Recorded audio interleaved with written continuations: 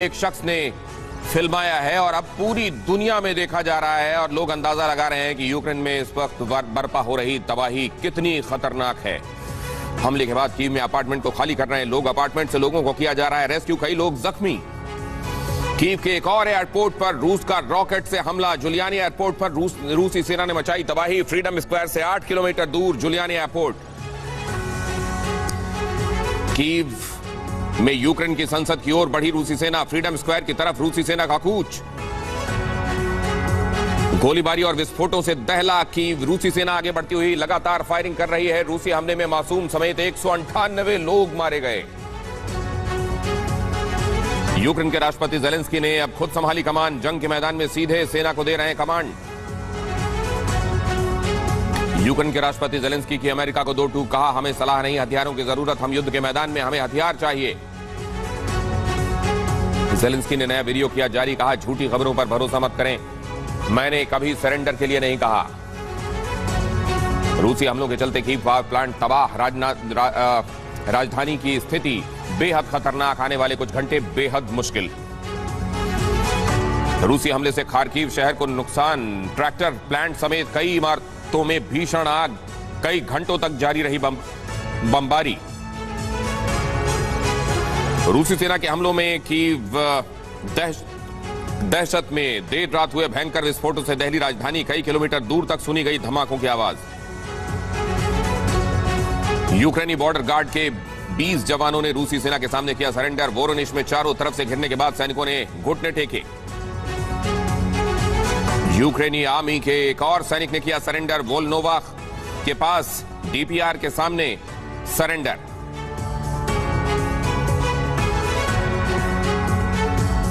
Many island पर Ukraine के 82 जवानों का सरेंडर, रूसी सेना के सामने यूक्रेनी जवानों ने डाले अपने हथियार। डीपीआर एयरफोर्स में भी यूक्रेन पर हमले तेज, 2 इमारत पूरी तरह बर्बाद, चारों तरफ फैले तबाही के निशान। यूक्रेन में रूसी सेना पर आम लोगों ने शुरू किए हमले, रूस के टैंक पर पेट्रोल बम से हमला, कीव के मोल्टोव इलाके में लोगों ने संभाला मोर्चा। रूस के विमान को मार गिराने का यूक्रेनी दावा, कीव से दक्षिण में रूसी विमान गिराया गया। इल्यूशन IL-76 को यूक्रेन के डिफेंस सिस्टम ने गिराया। राजधानी कीव में रूसी आर्मी को जवाब देने के लिए यूक्रेन की तैयारी तेज, आम नागरिकों को युद्ध के मैदान में उतारा, रूसी आर्मी से लड़ने के लिए बांटे हथियार। धमाकों से दहले यूक्रेन के कई शहर, कीव में रूस ने दागी मिसाइलें, मिसाइल अटैक के बाद चारों तरफ आग ही आग। कीव में दक्षिणी वासिल कीव के पास भी भारी संघर्ष। कीव पर रूस ने हमले और किए तेज, राजधानी कीव के बेहद करीब रूस ने रॉकेट से हमला किया। रॉकेट हमले से मकान में लगी भीषण आग, हमले के दौरान एक फाइटर जेट को भी मार गिराने की खबर। रूस का युद्ध नीति में बड़ा बदलाव, जेट के बदले वी मार्क वाले टैंक्स का काफिला दिखा। बेलारूस से यूक्रेन की तरफ तेजी से बढ़ रहे हैं रूसी टैंक, वी यहां हो सकता है विक्ट्री। कीव में रूसी हमलों से बचने के लिए लोग अंडरग्राउंड बंकर्स में रहने को मजबूर, कुछ ही जगह में रह रहे हैं बहुत सारे लोग, खाने पीने से लेकर सांस लेने तक की परेशानी।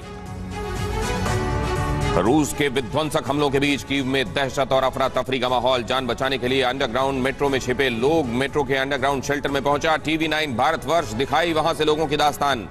यूक्रेन में बच्चों के स्कूल पर रूस का अटैक, किंडरगार्टन में हमले से एक बच्चे की मौत, कई घायल। कीव पर लगातार मिसाइल अटैक। कीव में रूसी आर्मी का कहर जारी, रूसी सैनिकों ने यूक्रेन आर्मी के 2 मिलिट्री व्हीकल्स पर किया कब्जा। रूस की आर्मी यूक्रेन की सेना की वर्दी में बढ़ रही है आगे। कीव के बाहरी इलाकों में रूस और यूक्रेन की सेना में भीषण जंग जारी। कीव के उत्तर पश्चिम में गोस्तोमेल एयरफील्ड पर रूस के पैराट्रूपर्स ने किया कब्जा। कीव के अपोलोन इलाके में रूस के टैंकों से भारी गोलाबारी, रूस की सेना कब्जे के लिए लगातार बढ़ रही है आगे। जबरदस्त धमाकों के बीच मिलिट्री ऑपरेशन जारी। रूस के हमले में कीव का रिहायशी इलाका बना निशाना, इमारतों को हुआ भारी नुकसान, दहशत के मारे घर छोड़कर भागे लोग। यूक्रेन पर हमले का खतरनाक वीडियो आया सामने, आसमान से बारूद की बारिश करते दिखे रूसी लड़ाकू विमान, रात के वक्त की मिसाइलें आग के शोलों की तरह दिखाई दी। यूक्रेन में भारी आगजनी की खबर, कीव की 2 मंजिला बिल्डिंग आग से खाक। चेर्निहिव में एक बिल्डिंग पर रूस का अटैक। जापान का बड़ा फैसला, रूस के सहयोगी बेलारूस पर लगाए प्रतिबंध। नेटो का बयान, यूक्रेन से पड़ोसी देशों में तैनात किए जाएंगे कमांडोज, यूक्रेन की मदद के लिए जारी रहेगी हथियारों की आपूर्ति। रूसी अटैक से जान बचाने के लिए लोग चर्च में पहुंचे, शेल्टर में बनाया नया ठिकाना। खेरसान में रूसी फौजों को रोकने के लिए नागरिक आए सामने। अकेला सिविलियन रूस के मिलिट्री वाहन को रोकता नजर आया। रूस के रक्षा मंत्रालय का दावा, यूक्रेन के मेलिटोपोल शहर पर सेना ने पूरी तरह किया कब्जा। बंदरगाह है मेलिटोपोल का इलाका। यूक्रेन मिलिट्री का दावा, अब तक 3500 रूसी सैनिक मारे गए, 200 को बनाया बंदी, 14 विमान, 102 टैंक्स धराशायी। रूसी फाइटर जेट को गिराने की कोशिश, जमीन से गोले दागकर जेट गिराने की कोशिश, मीडिया सपोर्ट में किया दावा। मीडिया रिपोर्ट में दावा, जेट गिराने की कोशिश कामयाब और राजधानी कीव पर रूस का ताबड़तोड़ हमला, रॉकेट से हमले बोल रही है रूसी सेना। रूसी सेना के निशाने पर यूक्रेन की संसद। कीव में यूक्रेन की संसद की ओर बढ़ी रूसी सेना। फ्रीडम स्क्वायर की तरफ रूसी सेना का कूच। कीव के पास रूस ने दागी surface to air missile. Kyiv के आसपास गोलाबारी में भीषण तबाही। यूक्रेन की सेना ने एक और पुल तबाह किया। रूसी आर्मी की मूवमेंट को रोकने के लिए कीव से ज़ाइटोमोर की तरफ जाने वाला पुल तोड़ा। बर्बादी की तस्वीरें आई सामने। खुद अपने इंफ्रास्ट्रक्चर को ध्वस्त करने के लिए मजबूर है यूक्रेन। यूक्रेन पर रूस के हमलों के बीच फ्रांस के राष्ट्रपति इमैनुअल मैक्रों का बड़ा दावा, कहा दुनिया को अब लंबी जंग के लिए तैयार रहना चाहिए। यूक्रेन के समर्थन में जॉर्जिया में जुटे लोग, रूस के खिलाफ लाखों लोगों ने निकाला मोर्चा। यूक्रेन के खिलाफ फौरन हमला बंद करने की मांग। रोम में भी यूक्रेन पर हुए रूसी अटैक के खिलाफ जबरदस्त विरोध, लोगों ने कैंडल मार्च कर निकाला अपने विरोध का मार्च। पुतिन से तत्काल युद्ध रोकने की अपील की। रूस ने फ्रेंच गुयाना में स्पेस कार्यक्रम से अपनी टेक्निकल टीम हटाई। यूरोपियन यूनियन के प्रतिबंध के बाद लिया फैसला। वीटो के इस्तेमाल पर रूस के खिलाफ लामबंदी, 50 देशों ने रूस के खिलाफ जारी किया साझा बयान। कहा यूएन में रूस ने अपने अधिकार का दुरुपयोग किया। यूक्रेन के खार्किव में जबरदस्त बमबारी, जान बचाने के लिए बंकर में छिपे लोग। बंकर में कई भारतीय छात्राएं भी मौजूद। राजधानी कीव में रूस के जोरदार हमले जारी। कीव के होटलों में लोगों को बंकरों में ले जाया गया। टीवी 9 भारतवर्ष की टीम भी बंकर पहुंची। यूक्रेन में फंसे भारतीय छात्र रोमानिया के बुखारेस्ट से भारत के लिए रवाना। शाम फ्लाइट्स उनको लेकर भारत के लिए होगी रवाना। 300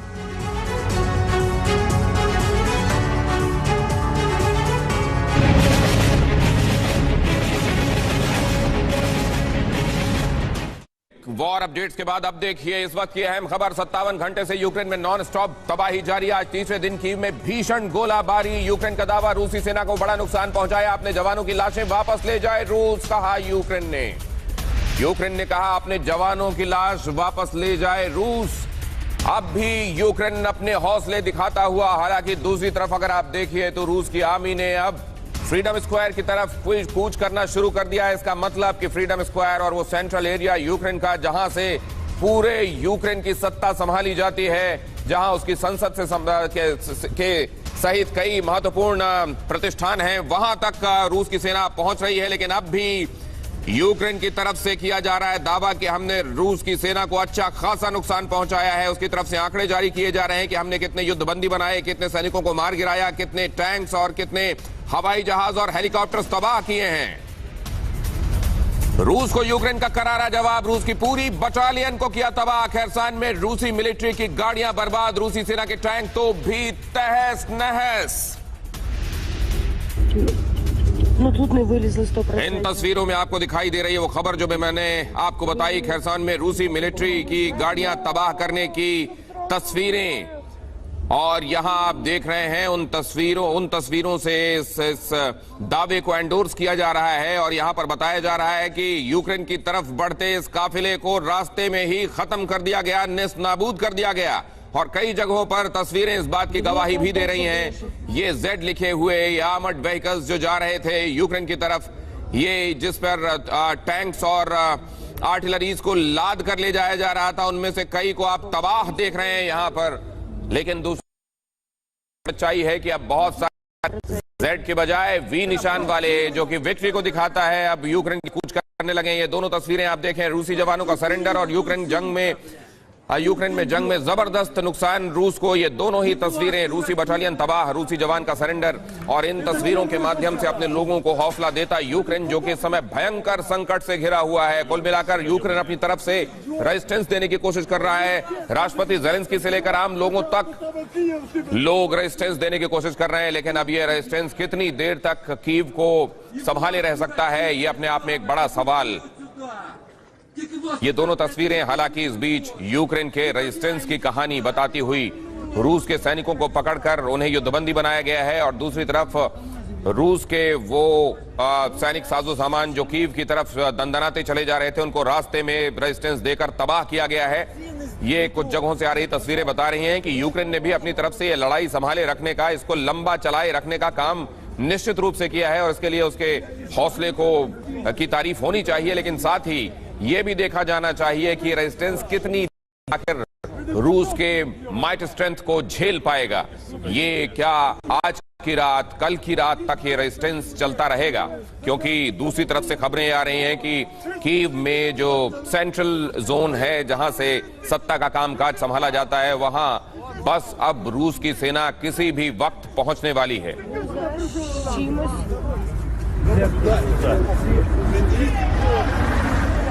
हमारे साथ जुड़ रहे हैं दो मेहमान, professor Amitabh Singh, foreign affairs के मामले में उनकी जो टिप्पणियां हैं वो आपको बहुत सारा पर्सपेक्टिव देने का काम करेंगी। ब्रिगेडियर डीएस त्रिपाठी भी हमारे साथ जुड़ रहे हैं, डिफेंस एक्सपर्ट।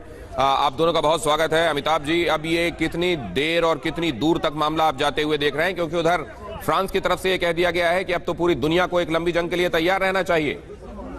बिल्कुल, जैसा देख के लग रहा था कि जितनी आसानी से रूसी सेना कीव पर कैप्चर कर लेगी या बड़े शहरों पर कैप्चर कर लेगी, दिनेश जी, वैसा लग नहीं रहा है।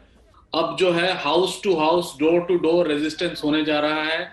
इसके लिए जो यूक्रेन पिछले 8 साल से प्रिपेयर्ड हो रहा था, क्योंकि 2014 के बाद ये लोग सारे जानते थे कि किसी न किसी दिन यूक्रेन पर में हस्तक्षेप होगा और सैन्य हस्तक्षेप होगा। जैसा कि हमें भी लग रहा था और जितने भी जानकार हैं उनको लग रहा था कि शायद ये 2 या 3 दिन का अफेयर हो, जैसा जॉर्जिया में हुआ था 2008 में। रूस ने जब कैप्चर किया था जॉर्जिया को 5 दिनों में, तो अब ये लड़ाई लंबी खिंच सकती है।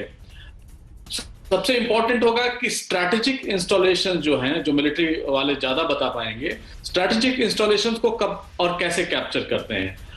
देखिए, रूसी सेना के लिए बहुत आसान है कि डोर टू डोर भी वो जाके नरसंहार करे, लेकिन 21वीं शताब्दी में सिविलाइजेशनल वैल्यूज जो है वो उनको एक्सेप्ट नहीं करेगा और उनको पूरी इंटरनेशनल कम्युनिटी पारिया कर देगी। तो इसलिए ये बहुत जरूरी होगा कि पूरी समझ से, पूरे कैलकुलेटेड व्यू में डोर टू डोर ऐसी एक व्यवस्था की जाए कि उनके मिलिट्री इंस्टॉलेशंस, उनके स्ट्रेटेजिक इंस्टॉलेशंस, उनके पार्लियामेंट, उनके ये जो है वो कैप्चर होंगे।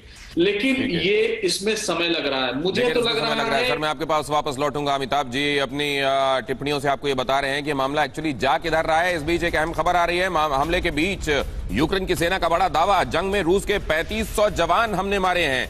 रूस के 102 टैंकों को हमने उड़ाया है, 14 प्लेन और 8 हेलीकॉप्टर्स हमने तबाह किए हैं। यूक्रेन का दावा कि 536 सैन्य वाहनों को भी हमने तबाह किया है, और कई जगहों से आने वाली तस्वीरें यूक्रेन के इस दावे की पुष्टि भी करती हैं। लेकिन ब्रिगेडियर त्रिपाठी, ठीक है ये सब चल रहा है, लेकिन क्या इस समय ये रेजिस्टेंस उसको टाल सकता है जो दीवार में एक बड़ी बड़ी लिखी इबारत दिखाई दे रही है? देखिए, जो रूस ने किया है एक तरह से हाइब्रिड वॉरफेयर है, सिर्फ लैंड अटैक नहीं है। इन्होंने इसकी तैयारी पहले से की, सबको दिखाया कि हम क्या कर सकते हैं।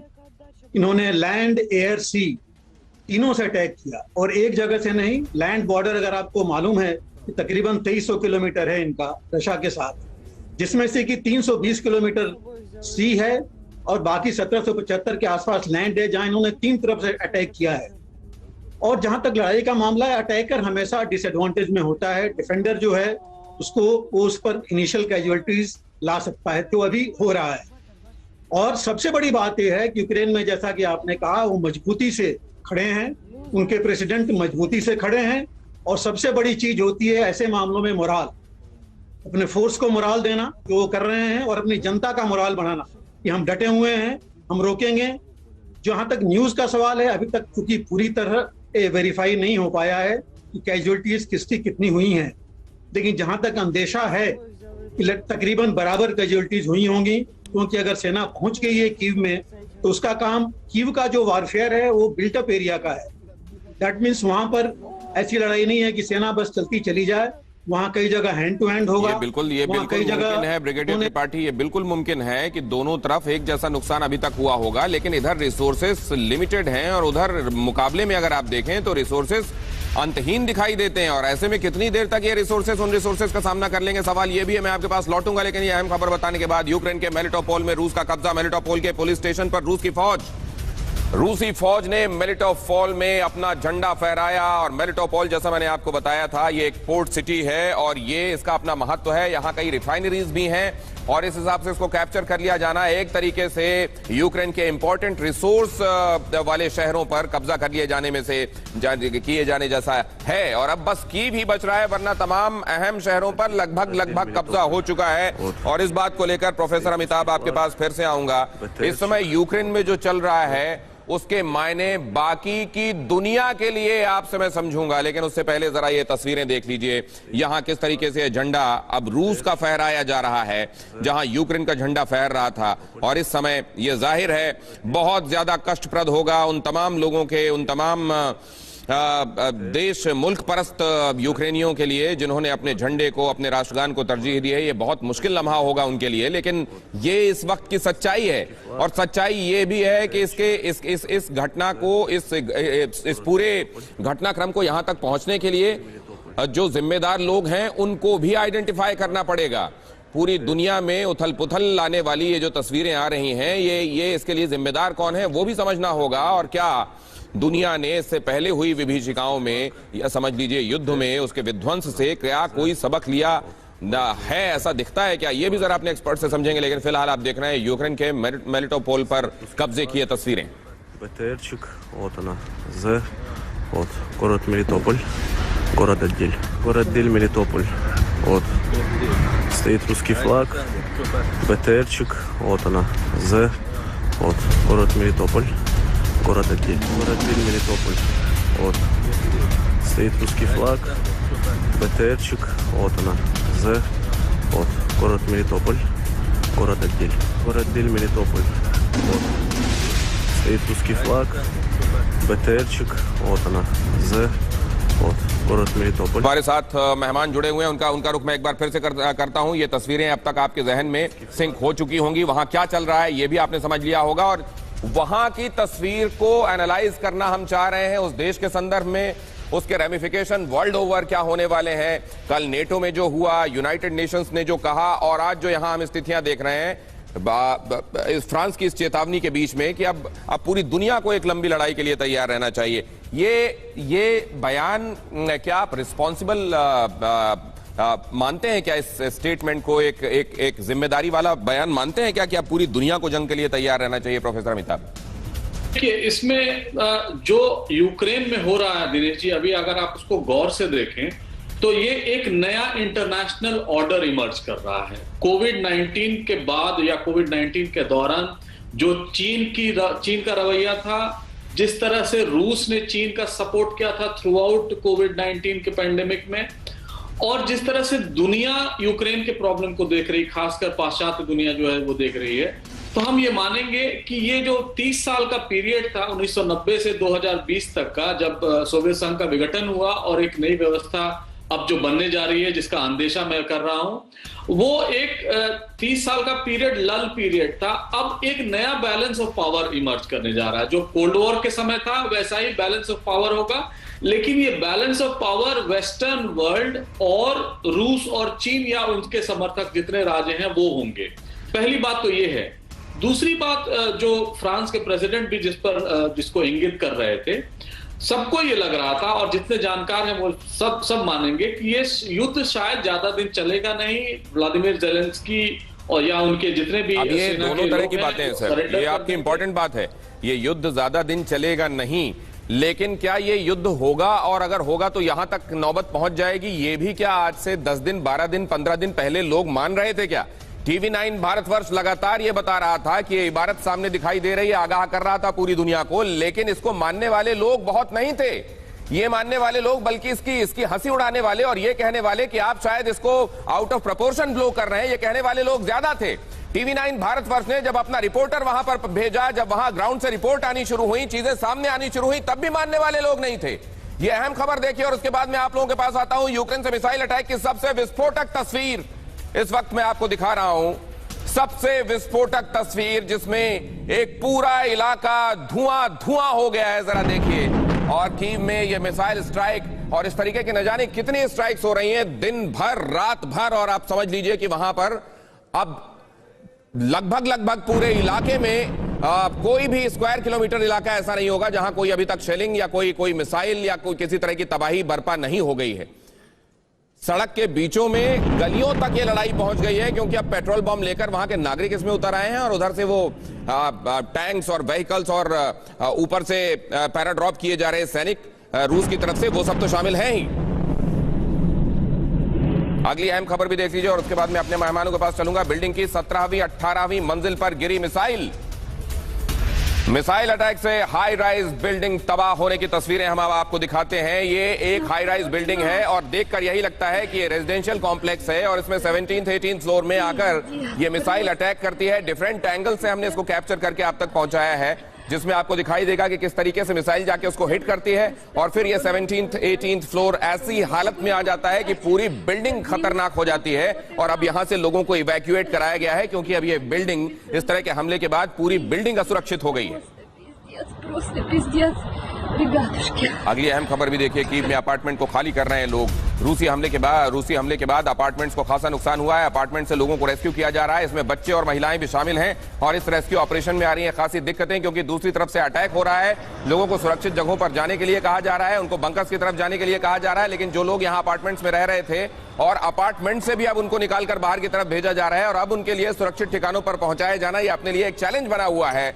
और लगातार बजते हुए सायरन, बंकर्स और बंकर से वापस उनका ठिकाना, ठिकाने से वापस बंकर, ये लगती हुई दौड़ पूरी स्थिति को बहुत ही विकराल बनाए हुए है। ब्रिगेडियर त्रिपाठी हमारे साथ जुड़े हुए हैं। सर, आपने तो इस तरह की घटनाओं, इस तरह की स्थितियों के बारे में पढ़ाई भी की होगी, आपने देखा भी होगा करीब से ऐसी स्थितियों को। वहां लोगों पर क्या बीत रही होगी इस समय, सिविलियंस पर? दिनेश जी, दो चीजें कहना चाहता हूँ। पहली बात तो ये मुझे लगता नहीं कि टारगेटेड है, क्योंकि ये कोई ना स्ट्रेटेजिक बिल्डिंग थी, ना कोई इनका स्ट्रेटेजिक इसमें कुछ ऐसी चीज थी जो ये करना चाहिए। लेकिन सिविलियंस में दहशत फैलाने के लिए बहुत बड़ी चीज है, क्योंकि ये कहीं भी हो सकता है। और वहां पर ये जो इसको आप कह रहे थे अभी, इवैक्यूएशन के लिए, बंकर्स में जाना आने के लिए, कितने लोगों को इवैक्यूएट कर पाएंगे, कितनी बिल्डिंग से, ये बहुत ही बड़ी चीज है। ये इतना आसान चीज नहीं है करना, और इसीलिए दहशत जरूर फैल रही है और फैलेगी वहां पर। हो सकता है इसका असर बाकी सिटीज में भी हो, लेकिन सबसे बड़ी चीज है कि कितने स्ट्रेटेजिक इंस्टॉलेशन जो है अभी तक ये कर सकते हैं। रशियन आर्मी जो है उनको तबाह कर सकती है। और जहां तक अभी तक था, जैसे आपने अभी बताया था, एक सिटी का जो मेरे पास खबर है अभी, खिरोसन शहर और जो ओडिशा है, इन दो जगह भी फाइटिंग चल रही है और लग रहा है इन पर भी जल्दी कब्जा रशियन फोर्सेस कर सकती हैं, कब्जा होता हुआ दिखाई दे रहा है। ब्रिगेडियर त्रिपाठी, मैं आपके पास लौटूंगा। फिलहाल इस वक्त हम अपने दर्शकों को ये 3 तस्वीरें दिखा रहे हैं बिल्डिंग पर किस तरीके से मिसाइल अटैक हुआ। ये एक पर्टिकुलर एंगल है जिससे बिल्डिंग में मिसाइल हिट करती हुई आपको नजर आती है, और उसके बाद जो ये बाकी कैमरे जिस बिल्डिंग को कैप्चर करते हैं वो ये बताते हैं कि इस बिल्डिंग की बाद में हालत कैसी है। पहले आप नंबर 1 कैमरे को देखिए। कैमरा नंबर 1 आपको बताता है कि किस तरीके से ये साफ आसमान आपको दिखाई देता है, अचानक यहाँ एक धुएं की लकीर दिखाई देती है और उसके बाद एक बिल्डिंग में बड़ा धमाका दिखाई देता है। और उसके बाद की तस्वीरों में आ जाइए, जहां पर बिल्डिंग का वो पर्टिकुलर जगह आप देख रहे हैं जहां मिसाइल ने हिट किया है, और उसके बाद ये बिल्डिंग लगभग ध्वस्त स्थिति में खड़ी हुई है। और अगर उसके आगे चले आए आप तो फिर उसके बाद उस मलबे के बीच में रेस्क्यू के ऑपरेशन का चलाए जाने का सिलसिला, लोगों को बाहर निकाले जाने का सिलसिला वो दिखाई दे रहा है। और वहां यूक्रेन में, पूरे यूक्रेन में जगह जगह इस तरह के तबाही के मंजर हैं। और इस सब के बीच अब ये सब कितना लंबा चलने वाला है। बीच में एक ये भी खबर आई थी कि शायद बातचीत के लिए मिन्स्क में कोई एक सूरत बन रही है। वो सूरत क्या कहीं बनती हुई नजर आती है, या वो एक बहुत फार फेच्ड आइडिया हो गया अब और वो एक तरीके से अब कारगर नहीं है, जरा ये भी समझने की कोशिश करेंगे। लेकिन फिलहाल आपको एक अहम खबर की तरफ ले चलते हैं। वहां की एक म्यूनी आइलैंड पर यूक्रेन के 82 जवानों का सरेंडर हुआ है। रूसी सेना के सामने यूक्रेनी जवानों ने हथियार डाले हैं। यूक्रेन ने कल 13 जवानों को मारने का आरोप लगाया था। रूस ने कहा कि यूक्रेन के वो 13 जवान भी सुरक्षित हैं। सरेंडर करने वाले जवानों को क्रिमिया ले जाया गया है। तो एक दूसरे के सैनिकों को पकड़े जाने का लगातार हम देख रहे हैं एक सिलसिला चल रहा है। दोनों ही तरफ से दावे किए जा रहे हैं। ये जो वॉर प्रिजनर्स हैं, यूक्रेन कह रहा है कि हमने रूस के सैनिकों को युद्धबंदी बनाया, रूस कह रहा है कि हमने बड़ी तादाद में उनको सरेंडर कराया और युद्धबंदी बनाया है। यूक्रेन ने कल दावा किया था कि सिर्फ युद्धबंदी नहीं बनाया जा रहा है, उनके साथ जो युद्धबंदियों वाला बर्ताव होना चाहिए वो नहीं हो रहा है, बल्कि उन 13 को मार दिया गया है। रूस की तरफ से दावा किया गया है कि उन 13 को मारा नहीं गया है, बल्कि क्रिमिया की तरफ ले जाया गया है और वो सुरक्षित हैं। अगली अहम खबर देखिए, कीव के पास यूक्रेन की आर्मी का टैंक तबाह। रूसी स्ट्राइक में जला यूक्रेनी आर्मी का टैंक। यूक्रेनी आर्मी का टैंक रशिया के अटैक में जला है। कीव के पास ये एक डिफेंस लाइन बनाने की कोशिश है इन टैंक्स के जरिए, लेकिन अब रूस का जो निश्चित रूप से उनकी जो आर्मी है और उसका जो इन्फ्लुएंस है अब यहाँ कीव में इतना ज्यादा होता जा रहा है धीरे धीरे कि ये जो रेजिस्टेंस, ये जो उन्होंने जगह जगह पर ये डिफेंस की दीवारें बनाने की कोशिश की हैं, अब धीरे धीरे ये ध्वस्त होती नजर आ रही हैं। और उसी ध्वस्त होती दीवार का एक हिस्सा यहाँ इस जलते हुए टैंक के तौर पर आपको नजर आ रहा है। TV9 भारतवर्ष पर ये एक्सक्लूसिव तस्वीरें आप देख रहे हैं। कीव अब कितनी देर तक और झेल पाएगा, क्योंकि वहां पर फ्रीडम स्क्वायर की तरफ रूस की सेनाओं ने कूच करना शुरू कर दिया है। वहां की पार्लियामेंट और वहां सत्ता के प्रतिष्ठान जिस जगह पर संकेंद्रित है, उस जगह को अपने कब्जे में लेने की कवायद शुरू हो गई है। कितनी देर और? ब्रिगेडियर त्रिपाठी, आपका तजुर्बा। दिनेश जी, देखिए, पहली बात कि सबसे बड़ी चीज है कीव का कैप्चर, और यही एक है जिस पर कि रशियन आर्मी फोकस करेगी। जहां तक रशियन आर्मी का सवाल है, वो ओवरहैंड पावर, मतलब अगर एक, जैसे हम कहते हैं, चींटी के लिए हाथी, वो लेके जाएंगे और वो जरूर उसको कैप्चर करना चाहेंगे जितनी जल्दी से जल्दी हो सके। और कुछ दिन पहले जो डिस्कशन हुआ था आपके यहाँ और बात हुई थी कि बहुत ज्यादा देर तक जंग नहीं चलने वाली, मैं भी मानता हूं कि बहुत ज्यादा देर तक जंग कोई सब नहीं ले जा सकता, क्योंकि कैजुअलिटीज, जहां तक मैं समझता हूं, 15 से 20 हजार कैजुअलिटीज अगर हो जाती हैं तो यूक्रेन उसके आगे कुछ नहीं कर पाएगा। जैसे हम दावा किया जा रहा है अभी कि काफी कैजुअलिटीज हो गई हैं, करीब 4 से 5 हजार के आसपास, और यही हालत रशिया के पास है। रशिया मैक्सिमम 8 से 10 हजार कैजुअलिटी झेल सकता है, इससे ज्यादा उसके लिए भी झेलना मुश्किल होगा, जवाब देना दुनिया को और अपने लोगों को। तो मुझे भी यही लगता है कि 3 से 4 दिन के भीतर कुछ न कुछ ये लड़ाई कुछ खात्मे की तरफ आ जाएगी। लेकिन तबाही बहुत ज्यादा है, तबाही के ऊपर ही पूरी लड़ाई है। जैसे मैंने कहा था, ये हाइब्रिड वॉरफेयर है, लैंड, सी, एयर और स्पेस सब मिला करके चल रहे हैं। और जहां तक रशियन ट्रुप्स हैं, मैक्सिमम सिविल ड्रेस में, या यूक्रेनियन ट्रुप्स में के भी और क्रीमियन ट्रुप्स के ड्रेस पहन के जा रहे हैं। तो ये वहां पर हाइब्रिड इसलिए नहीं पता लग पा रहा है कि कैजुअलिटी।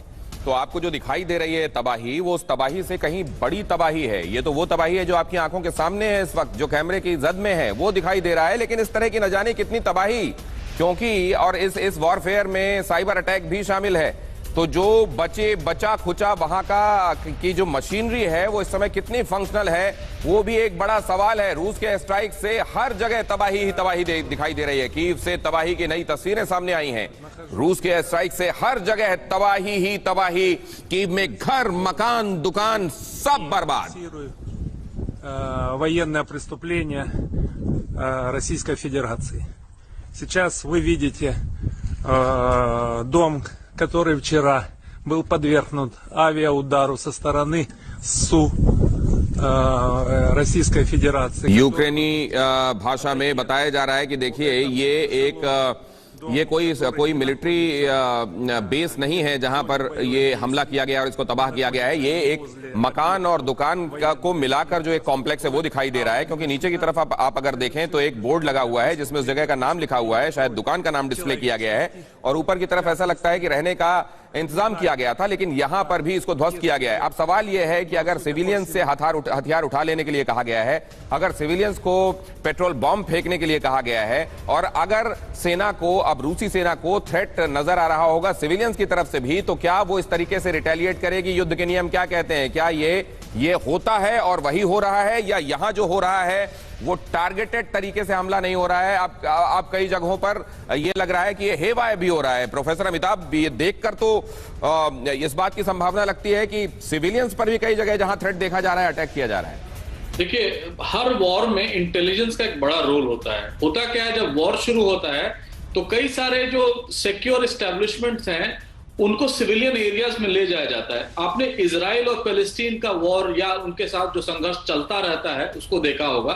तो कई बार पिछले बार उन्होंने अल जजीरा के ऑफिस में, जो टेलीविजन नेटवर्क है, उसके ऑफिस को ध्वस्त कर दिया था। उनका मानना यह है कि यहाँ एक सिक्योर लोकेशन है, यहाँ पे कुछ ना कुछ एक मिलिट्री या इंटेलिजेंस या कोई एक ऑपरेशन होता है जो चल रहा होता है और वो टारगेटेड होता है इंटेलिजेंस के रोल के द्वारा। दूसरा, ये साइकोलॉजिकल ऑपरेशन भी होता है कि लोग को दिखाया जाए कि देखो अब कोई भी घर सेफ नहीं है, अब सरेंडर का प्रेशर जो है या एक तरह से व्लादिमीर जेलेंस्की के वहां से छोड़ के जाने का प्रेशर बढ़ाता भी है। तो ये डुअल वॉरफेयर है। तीसरा है जो साइबर वॉरफेयर है, वो चल ही रहा है।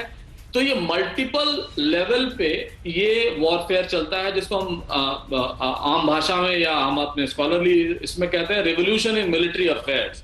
तो ये भी है कि हर तरफ से उनको जोड़ तोड़, और कई सारे तो सबोटियर्स भी घुसा दिए जाते हैं, जो कई सबोटियर्स घुसा दिए जाते हैं। और कहा यह जाता है कि जब ये इस तरह की स्थिति में पहुंच जाता है वॉर, तो फिर उसमें बहुत सारी चीजें जो हैं वो स्ट्रक्चर्ड नहीं रह जाती हैं और कई सारी चीजें ऐसी हैं जो परंपरागत रूप से देखी नहीं जाती हैं और वो आपको देखने को मिलती हैं। एक अहम खबर देखिए, यूक्रेन के विदेश मंत्रालय का बहुत बड़ा दावा। यूक्रेन में हजारों रूसी सैनिकों के शव पड़े हुए हैं। रेड क्रॉस से अपील है कि इन शवों को निकालने में मदद करें। यूक्रेन का कहना है यूक्रेन के कई शहरों में जारी है रूस से आर पार की जंग। यूक्रेन का दावा है कि रूसी सैनिकों के यहां ढेर लग गए हैं और उनकी लाशों को यहां से हटाने के लिए अब या तो रूस को वो बॉडीज क्लेम करनी चाहिए या फिर रेड क्रॉस को मदद करनी चाहिए कि वो इन सैनिकों के शव को उस देश में वापस पहुंचाएं जहां से ये ताल्लुक रखते हैं। कुल मिलाकर यूक्रेन यहां पर ये इस अपील के बहाने ये भी दिखाने की कोशिश कर रहा है कि हम इस युद्ध में रूस पर भारी पड़ रहे हैं। ये ग्राउंड रियलिटी है या नहीं, लेकिन जाहिर है वहां के जो मुल्क परस्त लोग हैं उनको इस तरह की बात और अपील निश्चित रूप से भा रही होगी, सूट कर रही होगी। लेकिन सवाल यह है कि क्या इस सब के बीच यूक्रेन एक बहुत बड़ी सच्चाई जो सामने दिखाई दे रही है उसको कहीं नजरअंदाज भी कर रहा है क्या व्यावहारिक होकर इस समय कुछ फैसले यूक्रेन की तरफ से नहीं लिए जा रहे हैं क्या, या फिर राष्ट्र से, मुल्क से बड़ा क्योंकि कुछ नहीं हो सकता, लिहाजा अगर वो सच्चाई है भी तो इस समय इन मुल्क परस्त लोगों के लिए किसी काम की नहीं है। ये जरा समझने की कोशिश करेंगे। फिलहाल आप देख रहे हैं ये तस्वीरें और ये अहम खबर, यूक्रेन के विदेश मंत्रालय का ये दावा जिसमें रेड क्रॉस से अपील की गई है और यूक्रेन के सैनिकों के शव जो वहां कीव में जगह जगह बिखरे हुए हैं, यूक्रेन में बिखरे हुए हैं, उनको वापस ले जाने के संदर्भ में व्यवस्था कराने की बात कही गई है। इसको जरा समझता हूं मैं। ब्रिगेडियर त्रिपाठी, क्या इस समय यूक्रेन जो कर रहा है वो धोखा देने के लिए ये भी किया जाता है कि वर्दियां उनकी तरह की पहनी जाती हैं कई जगह, इसीलिए ये भी कहा जा रहा था कि फॉल्स फ्लैग भी हो सकता है। क्या वाकई वो वाली कंडीशंस भी कई जगह होंगी? क्या एक्सपर्ट से समझेंगे। लेकिन यूक्रेन की मिलिट्री हेल्प करेगा इटली, ये खबर आ रही है। Isn't it too little too late? ये भी बहस होगी। लेकिन इस बीच खबर ये आ रही है कि यूक्रेनी राष्ट्रपति का बयान आया है कि उनकी बात हुई है इटली से और इटली उनकी मदद करने के लिए तैयार है, हमारी सैन्य मदद करने के लिए तैयार। ये सैन्य मदद हो तो रही है, लेकिन क्या ये अब वक्त रह गया है मदद का? और क्या अब जो वक्त आएगी, मदद आएगी, क्या उसको अब इस्तेमाल कर पाएगा अपने हितों की रक्षा के लिए यूक्रेन? ये बहुत बड़ा सवाल है। ज़ेलेंस्की क्या बताना चाह रहे हैं? क्या ये उनके इंटरनल ऑडियंस के लिए के कंजम्पशन के लिए है क्या कि you don't worry we are getting the help from outside? ये इसलिए है क्या, या वाकई उनको मदद मिल रही है और उस आधार पर, क्योंकि इटली की तरफ से अनाउंसमेंट होना चाहिए कि हम मदद देने के लिए तैयार हैं, हमारी बात हो गई है। ज़ेलेंस्की को ये क्यों कहना पड़ रहा है, प्रोफेसर अमिताभ? पिछले 8 सालों से पूरी तरह से यूक्रेनियन आर्मी को अमेरिकन आर्मी या नेटो की फोर्सेस उनमें ये सारे चीज इनकलकेट कर रही है। वॉर टेक्नोलॉजी, वॉर किस तरह किया जा सकता है, डिफेंसेस किस तरह से बनाई जा सकती हैं। लेकिन इस समय यूक्रेन का कहना कि वो इटली युद्ध में पार्टिसिपेट करेगा, मुझे लगता है थोड़ी अतिशयोक्ति होगी और वो एक तरह का उनका साइकोलॉजिकल वॉरफेयर है, क्योंकि नेटो का सदस्य रहते हुए इटली इस लेवल पे जब नेटो ने पूरी तरह से वापस कर लिया है तो वो करेगा नहीं। और इटली के लिए भी ये खतरा हो सकता है, क्योंकि अगर इस वॉर को बढ़ाया जाए एक्सपेरिमेंटल बेसिस पे भी, तो ये भी हो सकता है कि रूस इटली पर भी अटैक करने की बात सोच सकता है। और जब यूरोपियन यूनियन में इस बात को लेकर बहस चल रही थी तब सुना यह है कि इटली ने, फ्रांस ने और जर्मनी ने तो बल्कि ये कहा था कि रूस के साथ हमको बहुत सख्त होकर नहीं सोचना चाहिए। बहुत धन्यवाद करूंगा आप सभी मेहमानों का मेरे साथ जुड़ने के लिए। आप दोनों का बहुत धन्यवाद सर।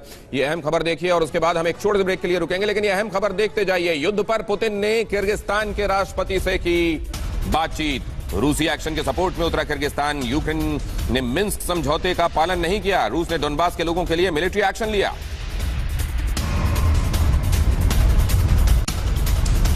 पैसाबाजार.com पर लोएस्ट इंटरेस्ट रेट वाला लोन भी है और मैक्सिमम लोन अमाउंट वाला भी। ये सब और बहुत सारे लोन ऑप्शंस मिलेंगे सिर्फ पैसाबाजार.com पर।